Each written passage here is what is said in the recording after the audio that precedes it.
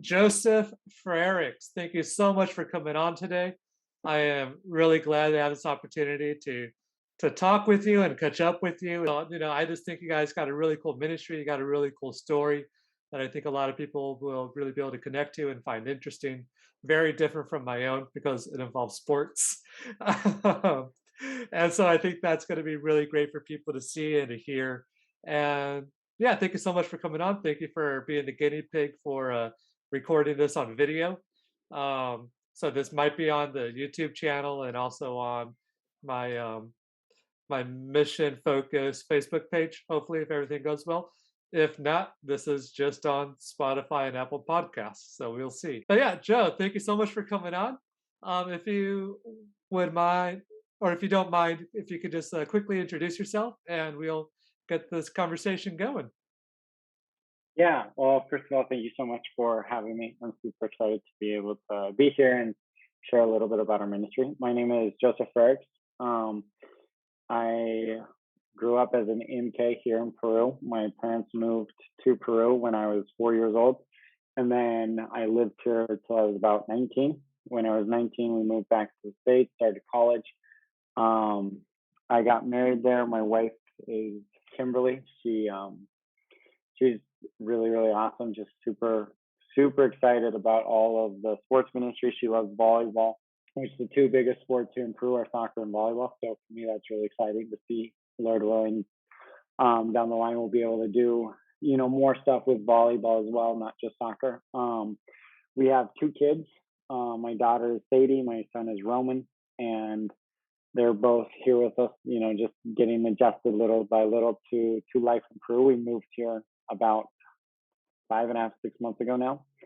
And yeah, we're missionaries with Ambassadors Football, which is a mission agency that focuses on using soccer as a means to connect with people, build relationships, and share Jesus.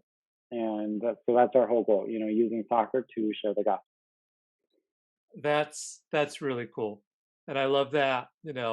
This talent and this passion that I've seen in you since we were both little kids. Is now your career.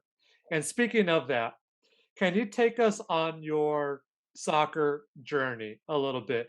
From us playing soccer, at Fetzer, you being like way more into it than everyone else, like way better than everyone else at Fetzer, way more just like enthusiastic, knowing all the teams and all the names, and just being like, "This is my goal. I wanna play in Peru on a professional level." So, how did the Lord actually make that dream even come true? And then, Mhm. why did you choose to go to a small Baptist Bible college in the middle of cornfields, um, when it was like all right there within your grasp? Yeah, no joke. I actually played multiple soccer fields that were literally in the middle of cornfields. That's the funniest thing, weirdest thing I've ever done in my life. Play soccer in the middle of cornfields, but that's a true statement. Um, yeah, yeah. So when we moved here, one of the first things I did was started playing soccer with people in the park. And that's kind of how I connected with people. And so my love for the sport really just grew. I fell in love with it. And then it was kind of a gift that God gave me to have during the my years as an MK. Being an MK isn't necessarily easy. You travel a lot, you move a lot, you lose a lot of friends, you gain a lot of new friends. You're always leaving, you're always saying goodbye. Um, but soccer was kind of something that was always there. It was just a constant in my life. I was actually talking to your parents earlier today at Fetzer, and I was like, there's I don't have a lot of constants in my life. Fetzer was one of those. um, and soccer is like that too. It's just kind of always been there. And God really used that in my life to be able to help me with transitions and stuff like that. So I've played ever since I was 4, and when I was 12, I really started to envision what a future could look like. Because that was when my mind started, dreaming. What could it look like to play professional? Is that a possibility? All of this stuff. And that was kind of when I set those goals. I was like, okay, I'm gonna work towards it. I'm gonna do it. And so when I was 14, I was able to join the youth division of a professional club that's called San Martin de Porres. During that time, they're actually really, really good. They lost the support of the university in recent years, so they've kind of dwindled. Um, but back then, they were one of the top 3, 4 teams in the country. And so when I was playing there, um, God brought a lot of different opportunities, a lot of different connections, a lot of different moments to get to meet people, start playing, and so when I was 14, I joined, and then when I was 16, 17, I started um, practicing with the reserve team, practicing with the professional team, playing against them, stuff like that. It was really, really, really unique. It was really cool. It was just it was a dream that I always had in my life. I always wanted to play professionally. I always wanted to play at that level, and so being able to practice against them, play against them was really just something that was really special, really unique. Um, but God had other plans in my life. When I was, oh goodness, I can't even remember now. I was 17 years old. Um, I had just gotten a new coach, and he had actually changed my position, and so I was playing up front. I usually play as a center defender, and this guy wanted me to play up front so that people could center the balls in and I could header it. And so I rotated between those two positions. They're very different, but if you play both of them, they can be similar. And so I was playing as a forward, and I was running to receive a center. And the university had just dug 4 holes in the synthetic field that we played at. And when Oh they filled no. them up, it was not smart. When they filled them up, they left like in like a quarter inch indent or something like that, maybe half an inch. And so I went to stop, and my cleat caught in that hole and snapped my ankle. And then the goalie jumped over me and punched the ball out, and I snapped it the other way. So I remember hearing my ankle snap twice in like 10 seconds. And so that was a pretty difficult moment for me, because to be honest, that was the height of my career as a, looking to be a professional soccer player. That was I was playing the most, I was scoring the most, I was um drawing in attention from scouts. We had a couple people that showed up that had interest to take me to different clubs to try out and stuff like that. And so that was when, I kind of lost focus of what was most important in life and started focusing on that. Kind of got sidetracked and started focusing on my career rather than my relationship with God. And not saying that the ankle injury was a punishment or anything, but more of a direction in my life. And so God used that to give me a break And what from age were you? You were like 17. 17 when all this was happening? Yeah. Wow, that's a lot for a teenager. Yeah, it was definitely a lot. It was hard because you're at this level in your head, and then all of a sudden you come crashing down. I mean, a 6 month injury sets you back a lot. That 6 months that you're out, all of your teammates are working, are advancing, are building their portfolio or whatever you want to call it with the professional team, with the reserve team. Those coaches are seeing them, not me. And so that kind of brought me down. But it was really during that time that God got a hold of my life. And I couldn't walk, I couldn't really run, I couldn't do a lot. So I read a lot. And so I read a lot of missionary books, a lot of missionary stories, um, Martyrs for Christ, all of that stuff. But the book that really changed my life was Tortured for Christ, by Pastor Richard Wombrand. And he talked. There's so many stories. I could go on and on and on about stories that he shared in this book. But one of them was that he got arrested for preaching about Jesus in communist Romania, and he was put in prison for 7 years. the day after he was released, you would think he would go hide, or he would go, go see his family, and just trying to keep it on the down low for a bit. But he didn't. He went straight out into the streets and started sharing the gospel again. Started reaching out to people. He got thrown in prison again, like right away. And then when he was in prison, he saw people that were there that had accepted Jesus Christ through him, and or people that he had led to Christ. And he asked them, "Do you hate me because you're here because of what I shared with you?" Those people, although they were beat, although they were whipped, they were like, "No, you Jesus is everything," you know. And at the same time, these people were being taken out, they were being whipped, they're left out in 0-degree weather, but they still sang praises to God. They still taught Bible studies. They prayed for their torturers, And I'm sitting here as an MK, thinking, goodness gracious, am I actually living my life for Christ, or am I pursuing my own goals, my own dreams? And I always told myself that I would I would use soccer for God's glory. You know, I would use being a professional soccer player for God's glory. But at the same time, I always dreamed of scoring a goal in front of 30,000 fans or something like that. That was where my mind really was. The excitement, the adrenaline, which there's nothing wrong with that. But that's what I really crave. And so, yeah. So then, so that's when, God really started doing that. Then I recovered. A couple months after I recovered, our church took a mission trip to Cerro Azul, which is 2 hours south of Lima.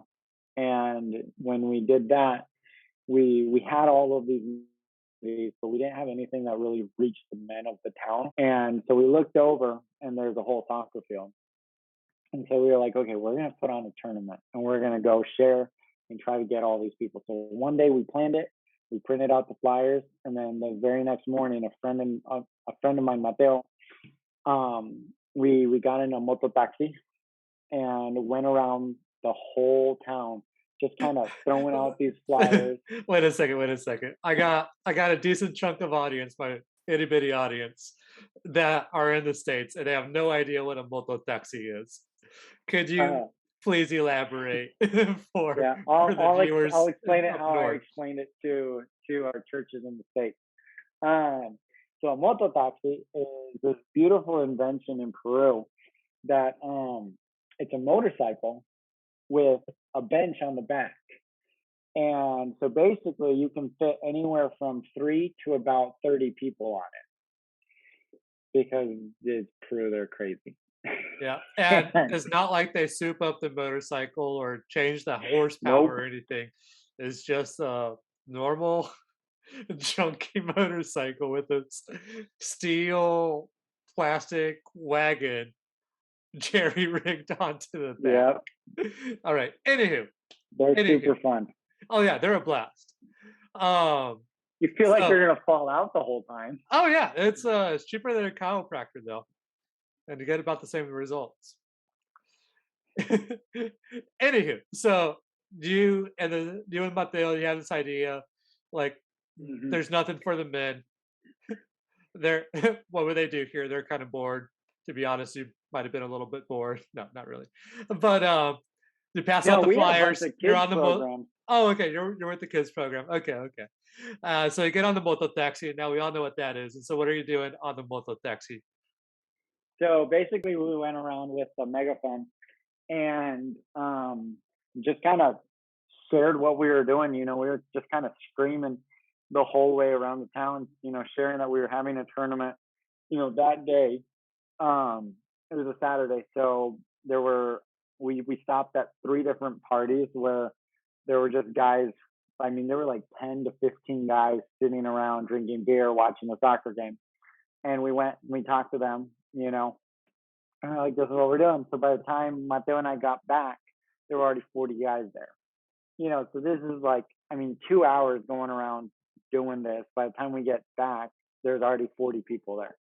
We ended up having like 50 something people. We ended up having a whole 6 team tournament because we joined ourselves with the church team. And so it was a blast. It was a ton of fun. And that day we ended up sharing the gospel with over 100 people because they brought their kids, they brought their wives. They're just everyone had family that came, and so it was just a joy to be there. And that was the first time that I was like, okay, you know, God has given me this passion. God has given me this love for the sport.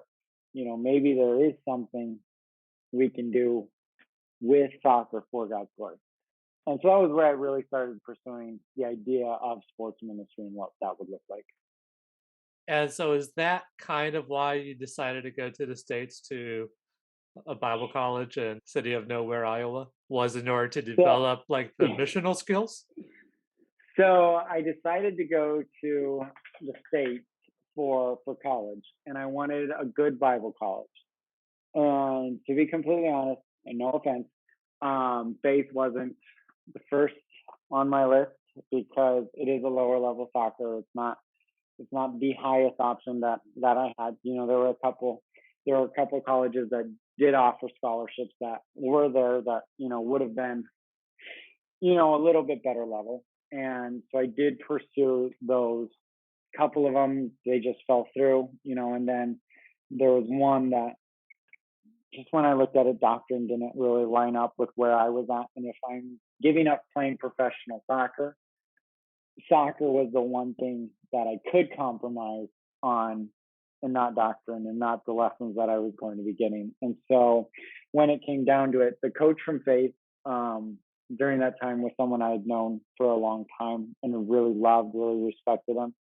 Um, and he reached out to me and he was like, "Hey, what are the possibilities of this?"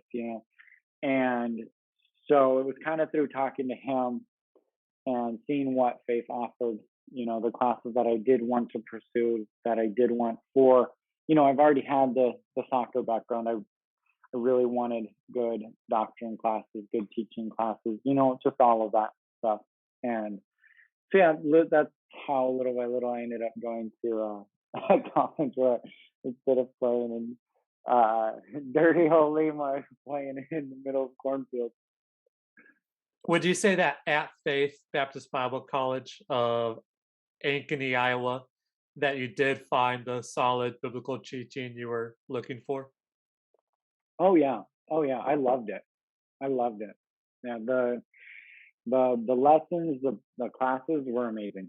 I and to this day, I obviously can't remember everything right off the top of my head, but like doctrinal conversation, stuff like that, it's all it's there, it's fresh, and so like here in a couple of weeks, we're hoping to start doctrinal classes with our youth group here, and so I have like the classes and the books and all of that stuff from Faith. Now I just need to work on translating all. So that'll be a whole other ordeal. But Yeah, yeah. I mean, I think you should have gone to where I went, CSU, Clark Summit University, but oh well. That's not what. I've never heard of them. Ouch! That hurt. That hurt, man. but okay. I would have never heard of Faith had my parents not gotten Yeah, yeah. And yeah, my college used to be called Baptist Bible College in there. Okay, I Pennsylvania. have heard of them. Yeah, Yep, yeah, yeah, I yeah. have. And then we I just changed our yeah. name to. Hmm. I don't know why they changed their name. I think they just wanted to be called a university mostly. And also, I think they're like Sure. getting some more people interested in like undercover missions. And so having BBC Sure. stamped on your education Hmm. isn't always the easiest way to get into China and other places like that. Sure. Yeah, yeah, that doesn't help you at all. And so, all 4 years you played on the soccer team. Yeah, I did. I And did did for you a ever time. play any other sports, like either intramural? Like, do you like basketball, baseball, anything Oh like my that? Or word. are you just all about soccer? So some of my closest friends were on the basketball team, and my wife loves basketball.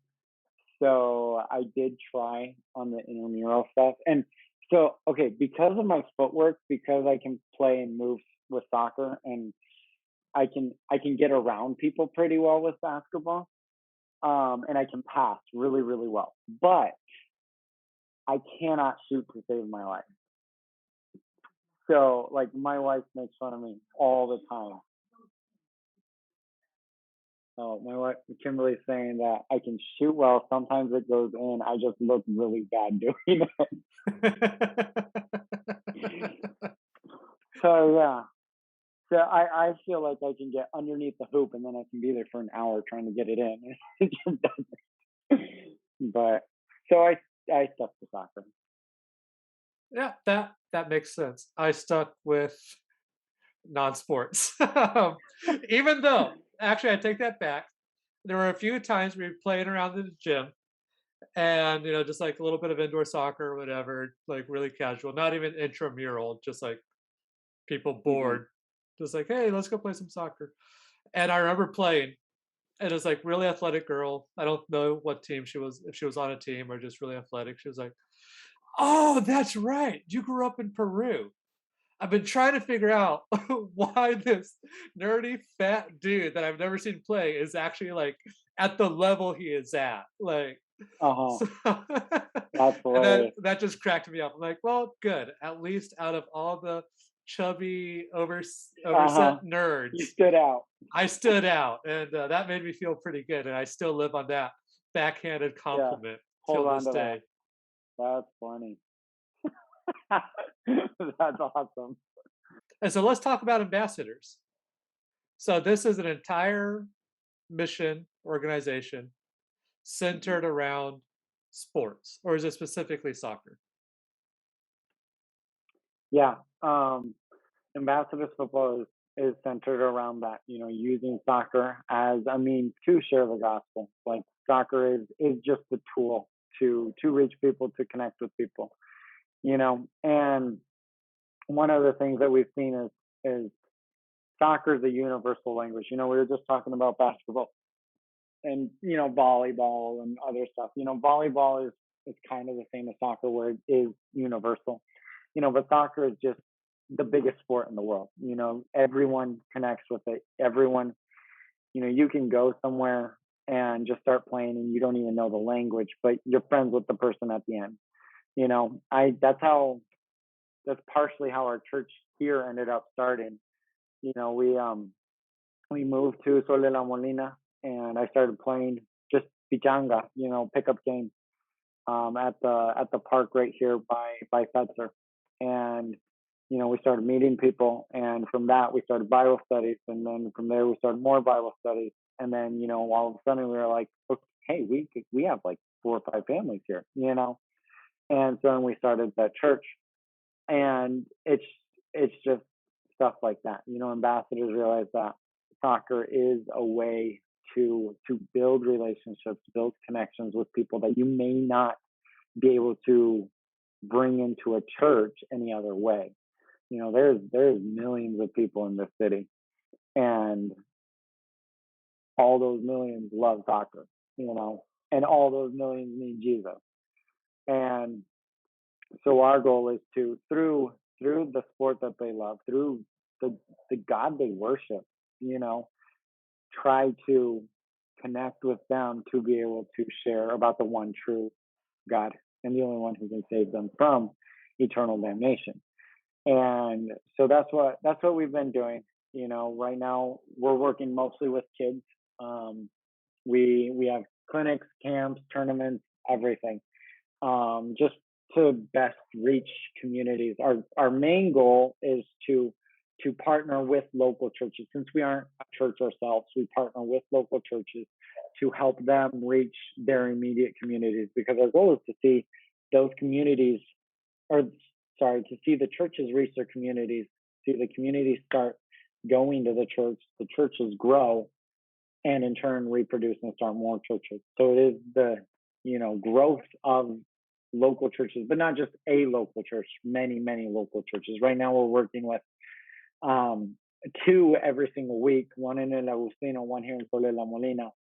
But we have other connections as well that we'll be working with multiple churches all at the same time, trying to help them reach their communities, and through that, see Jesus's name spread to many locations. Right now, we're currently working with between 100 and 110 kids.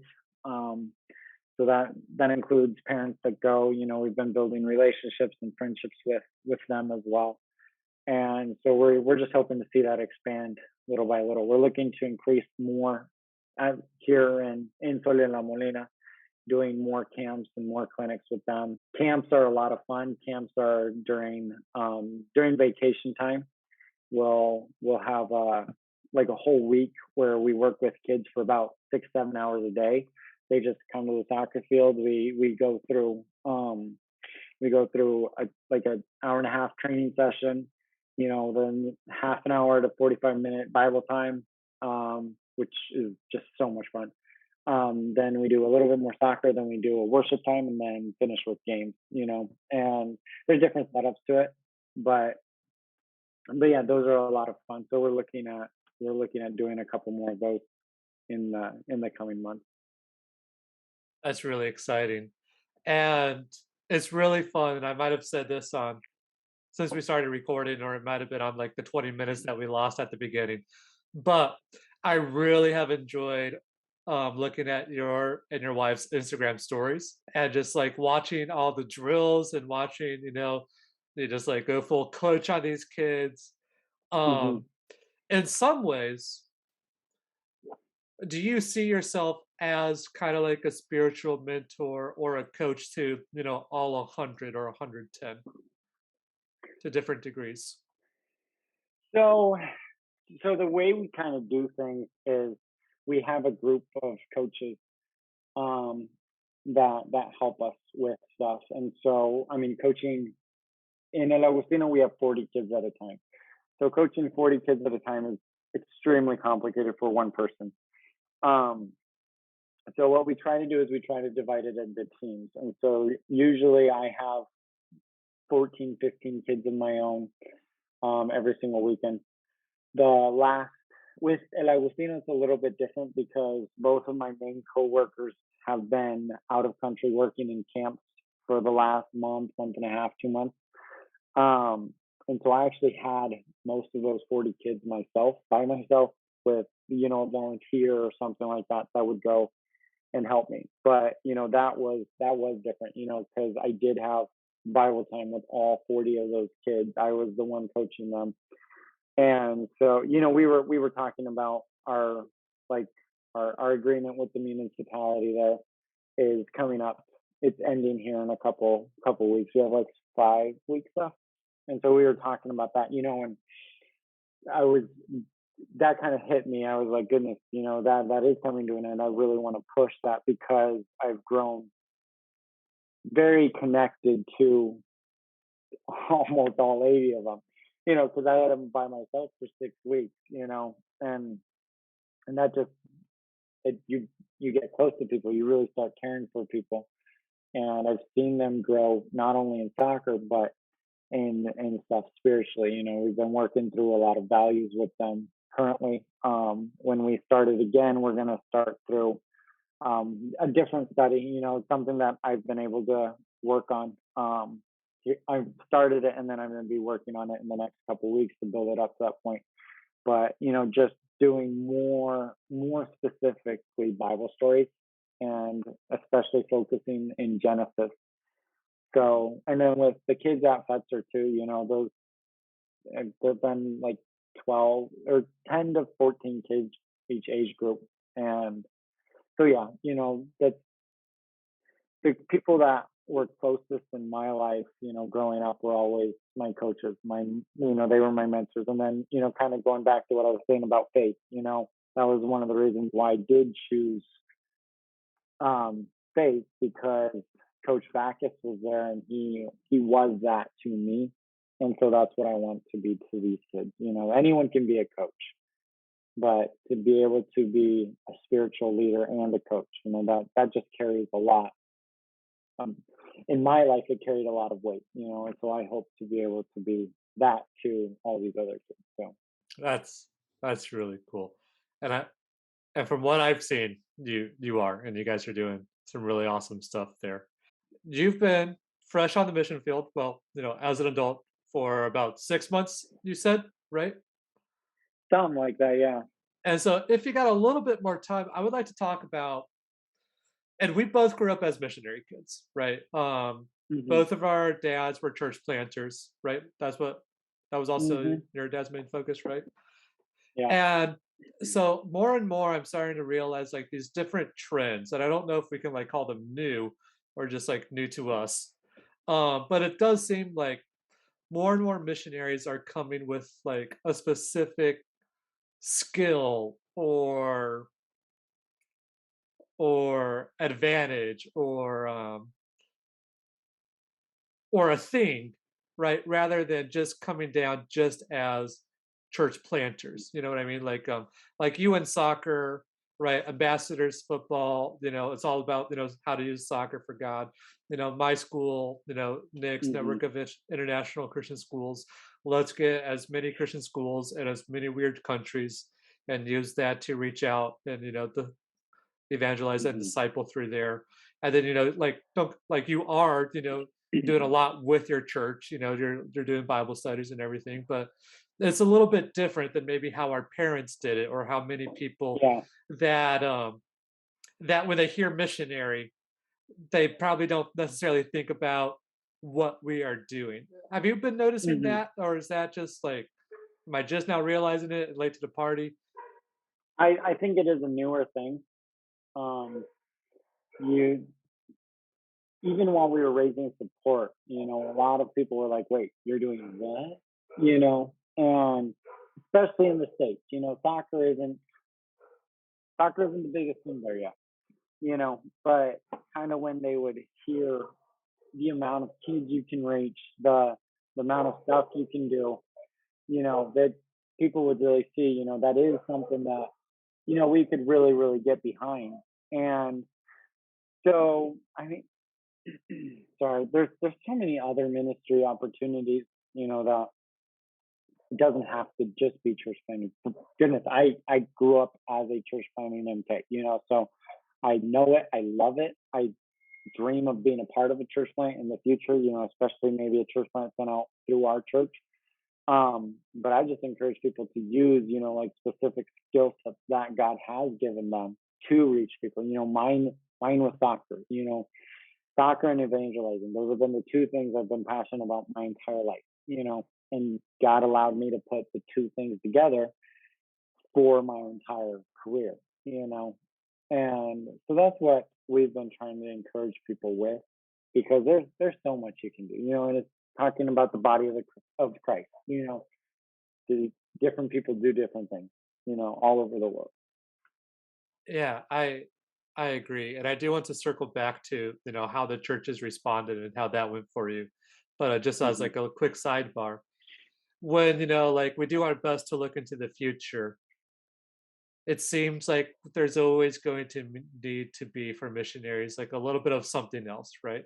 Hmm. Something that either is bivocational, right, or something that they like a yes and type of thing, like kind of like what you're doing, right?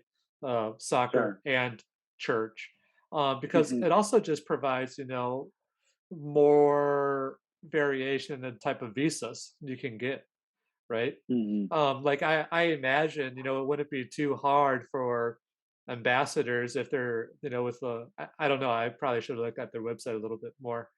But like to kind of go incognito or like a little bit less obvious about Sure. exactly, the sharing of the Sure. gospel, like for the Middle Yeah. East, right? Like for certain Hmm. countries in Asia where, it's all about soccer and Yeah. they love having, English speakers coming over. They just Hmm. are not super happy about, the Jesus Yeah. all the time. But you could definitely still use that as a way Hmm. to do ministry and to be like, hey, so Yeah. like Yeah. let's take one or two of these kids or that that one dad and Yeah. let's go Not get all of coffee them. with Yeah. him. Yeah. Now that we got Hmm. a little bit You're of a building bond going. relationships, and you can go from there. Yeah. Whereas in Peru, thankfully, we can just like Yeah. blast Jesus from a Hmm. megaphone up riding on a moto taxi. Yeah. But Exactly. on the flip side, though, we have a lot of people who are nominally Catholic who are Yeah. not even good Catholics, don't even know what they say they believe, right? And Hmm. so it's just about, Exactly. showing them the gospel, showing them, what Jesus is really like, showing them what the church is really like. Because on paper, and I've heard people say this, like it sounds kind of dumb to go to Peru, right? It's like 99% Christian.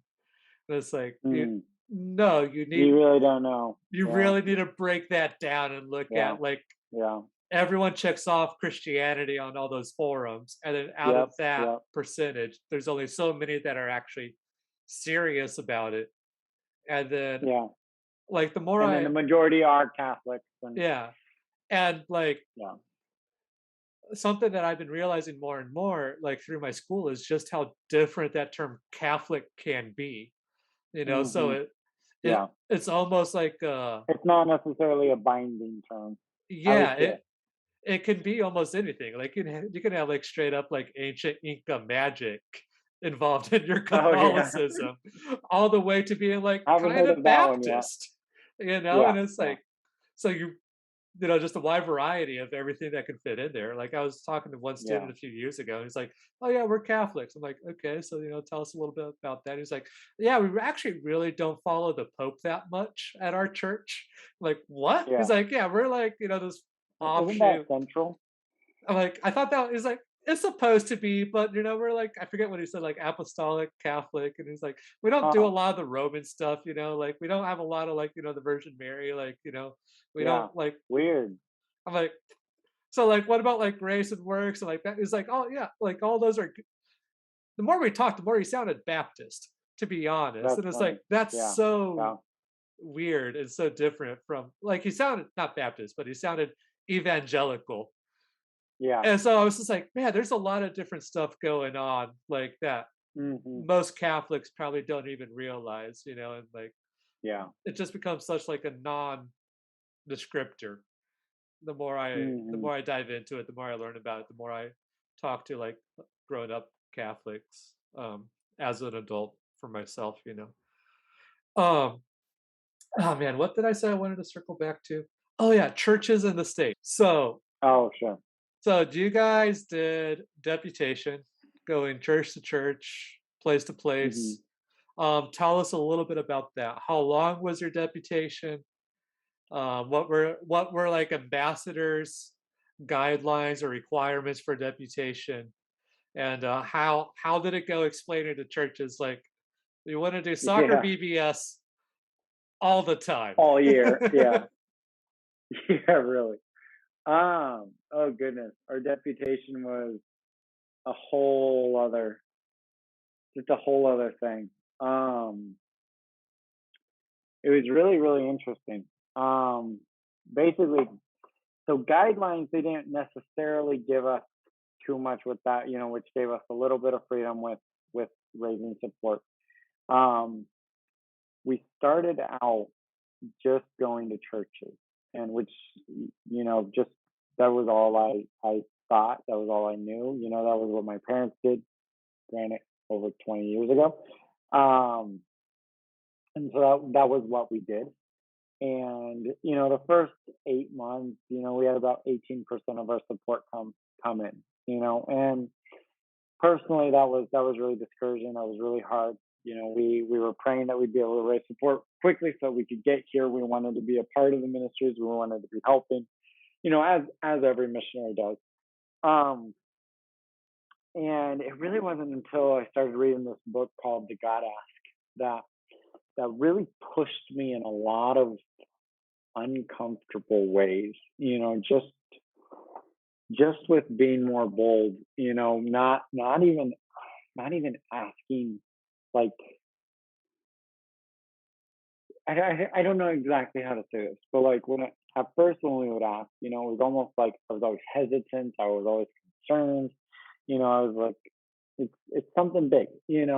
But through the God ask, it really pushed me to act in a way that wasn't, you know, help me more as a, hey, we have this opportunity for you to get involved with the growth of the kingdom of God. Would you like to invest in that? Kind of changing the whole way we viewed raising support. And so So when we started doing that, it also really encouraged us to pray more. Our prayer life like changed by 20, 30 times more. I started praying. I tried to give at least 45 minutes to an hour a day where I just prayed over people that I wanted to connect with, wanted to reach out to. And then that was the other thing. It's definitely reach out to churches, but you also have to be meeting with people. And so that was really where it changed. We started reaching out to people. We started reaching out to more churches, and praying over every single meeting, praying over every single phone call. And little by little, stuff started changing. We took a little bit to get to 50%, but then 50 to 100 was like 5 months. The last 4 or 5 months were basically 10% a month, and that was really huge. That was really encouraging, And and it was was just that really mostly cool. churches, or was that also individuals and different parachurch organizations? Um, so it's a bit of both. We don't actually have a ton of churches. We have like 60 individual partners, so we have a lot more individual people. But at the same time, I started focusing more on people, and then God brought in a decent amount of churches. So we were reaching churches more with the vision of connecting with the people inside the churches. And I think when we started doing that, the people from the churches started getting excited about the ministries. And so that was where those churches started wanting to partner with us, you know. And and with them, we kind of had to explain it a little bit more. One of the ministries that I haven't even touched right now is like our professional soccer outreach. Trying to work with Christian professional soccer players, reaching more of them to bring them to Christ, um, but then also getting them involved with our ministries. And some of my teammates that are very close friends of mine are playing professional. My brother-in-law is a professional soccer player here. I have multiple friends that are playing professional. I have one friend that's playing in Europe. Um, just people that are all over, and these people are the stars of soccer. They are known all over Peru. And so when we kind of started talking through that, like that, we could bring people that are, not necessarily the LeBron James of basketball, but like people that play at the same level as him that, everyone knows. Everyone saw them. We had one guy, his name is Hector Zeta. A year ago, 2 years ago, he was a part of the team that won the national final. And then a week later, he was sharing the gospel in front of 40 kids at our church. And so it's things like that that we were able to start sharing more of that, and seeing people really get excited about that. And so it's kind of through we really had to find ways to connect with the people, because it is a different sport. It's a different ministry. Not a lot of people have heard about it. But I think once they hear what God is doing through it brings in a lot of excitement. Yeah, I love what you guys are doing. I think that's great. Thank you for being so honest about the support and the deputation. It, it's a tough season for every missionary, It and really is. I never technically went on deputation, but I always feel like I'm still on it. Hmm. Just the way that like everything happened for me and Paula personally, we just kind of came here and figured it Hmm. out, doing like the hybrid teaching thing. So like Yeah, deputation never started, but it feels like it will never end at the same time for us. it never ends. Yeah, we And we still work on connecting with people. yeah, I'm the worst at sending out prayer letters. Mm, I'm like a month and a half behind on mine. Yeah, I'm worse. I'm further. But like part of it is, like you probably have cool stories, like Billy scored his first goal, you know, uh Jim's dad staying behind. I don't know why I'm choosing the most white Yeah, Midwestern names to talk. you are. That's Pablo, perfect. Actually, Pablo's actually, I dad actually stayed do behind have. and talked to us. Joaquin is Actually, doing so much I have better. I have one story from today. Can I share it really quick? Obviously, 'Cause man, this would be great. this is going in our next pro. But so so I'm writing this new study, okay? And I'm so excited about it. I'm working with my dad. I'm figuring out what direction I want to go with it. Really just getting the kids into the Bible. That's what I want. I want them to be in the Bible. And so the way we're starting is what like with what is the Bible? How can we know it's truly God's word? How do we know it's true? How do we, all this stuff? Like how can we trust it? Because everything in my life revolves around the Bible. You know, like if it was one big lie, one big sham, that would, what would, you know, and that would be insane. And so we wanted to kind of take a step back with the kids and actually be like, this is why we believe what we believe. This is why we do what we do. This is why, all of those reasons. And so today we kind of started that with questions, wanting to hear from them what what they thought, what questions they had about the Bible, concerns, just all this different stuff. And so today we kind of talked through, like first of all, the amount of authors, the amount of years it was written, the amount of languages it was written in, all this stuff, like, and yet over 40 different authors, 14, 1500 years, three different languages, and there's not one contradiction in all of it, that's just astounding, the test of time, all of this stuff, prophecies being fulfilled. And so we took a little bit longer today. We only have about an hour, 15 minutes with the kids. And so it was like 15 plus minutes that we were doing the Bible time. And right after Bible time comes our favorite part, which is game time. And so it was game time, and I'm walking back to the center of the field because we just finished Bible time. We're going to do the soccer.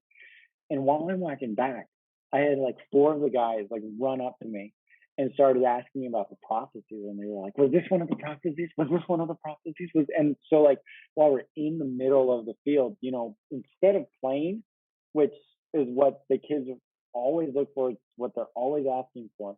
Instead of playing, I had all the guys around me asking about, the prophecy of Jesus's birth, Micah 5:2. And then I was talking about the prophecy in Daniel where, with Nebuchadnezzar's dream of the statue of, many metals or whatever, and how that all came to pass. All this stuff I'm kind of saving for next Tuesday with them.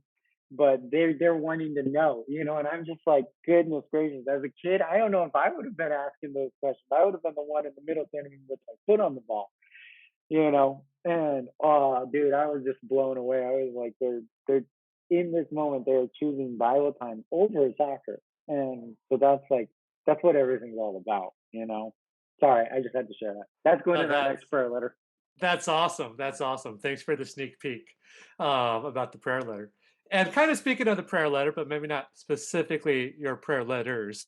As we're kind of wrapping up, I just want to give you like a quick time to like shout out what how people can learn more about what you guys are doing, about your church, and about ambassadors. What would be like what should we Google if we want to learn more about that, or what should we search on Yeah. Instagram? So one of the ways we started changing our view of raising support was that we wanted to raise partners, not supporters. We wanted to raise partners. And so that being said, we want them to be very involved. We want them to know what's going on a daily basis, as you have seen. And so that's why we have stories, videos, pictures, everything as much as we can on Facebook, Instagram. We have a website. That being said, I'm not very good at maintaining the website. So our biggest things are Facebook and Instagram. Facebook, our page is Frerichs Football in Peru. Um, my last name, if you can figure out how to spell that. And football is spelled as ambassadors right here. So Football. Not American football or Peruvian football. Um, Frerichs Football in Peru. and then our Instagram page is Frerichs to Peru. And so we try to post through there. You can watch tons of videos. We have a couple of videos from the ministries that we've had in El Agustino the last couple of weeks, which if you can watch those are so awesome. I mean, those days we have about 80 kids a day, which is in pandemic, which is insane. It's such a blessing. You can click our website. That can also take you to a page where you can partner with us. Yeah, so those are the main options that we have right now. Awesome. And I'll probably have you quickly repeat those at the very end, but I do got one more question tangentially about that. Um, as missions keeps, for lack of a better word, evolving with the times, how important do you think things like Facebook and Instagram and, maybe even TikTok? I think I missed that boat by a good 10 years. But how Yeah, important do you I don't know if I'll do TikTok, but how important do you see social media being in your life as a missionary? you know who I talked to about social media? Who? With your brother. Yes. I was gonna say, like, if it's my dad, okay, but yeah, Not your dad, your my brother. brother, yeah, yeah, yeah. Yeah. He's really good at with all that No, stuff too. your brother gave me all these tips and all this direction that's in our Facebook and Instagram has grown substantially through that. Oh boy, how important. I think it's crucial. We have, close to 80 partners, and in my mind, if I was, you know, the people that I support, I want to be seeing what they're doing. It's not that you're just going through and every month you get a nice little letter, saying everything that's done, but you can literally see and feel what's happening, on our end, sometimes it's a little hard because my wife isn't able to go to every single one of these with me, and it's hard to film them while coaching. So usually I do it while someone else is running a session or something like that. But one of the things I found really hard is I never show any Bible times because I'm always the one teaching the Bible times. So if you always see soccer, there is Bible times. I just have my phone for notes and stuff, so I'm not filming during Bible time. But I think it's crucial. I think it's a huge part of reaching people, connecting with people. Yeah, and just staying in touch with people. We had people take us on that we're like, you know what, we haven't heard from people that we were partnering with for months now.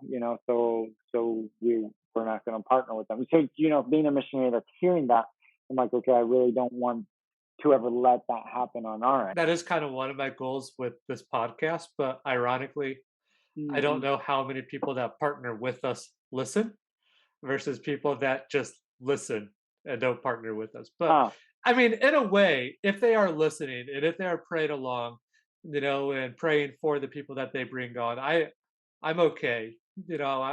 Just do that. That's totally fine. hmm. But my original thinking was going to be, like the people that are financial supporters in the states Partners. would hear a Yeah. little bit about what I'm doing every week, but I don't know if that's necessarily happening.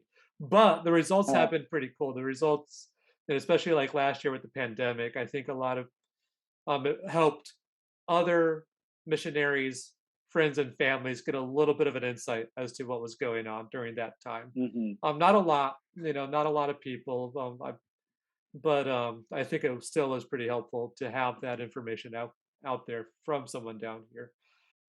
What is? I guess we probably don't have time because it is almost 9:30, and you got two kids, and I got an early day tomorrow. I'm just gonna have you back on because I'm I good got with that. I got so much more stuff I want to explore. Both of us being missionary kids, I feel like there's a lot. Yeah, that's a whole other podcast.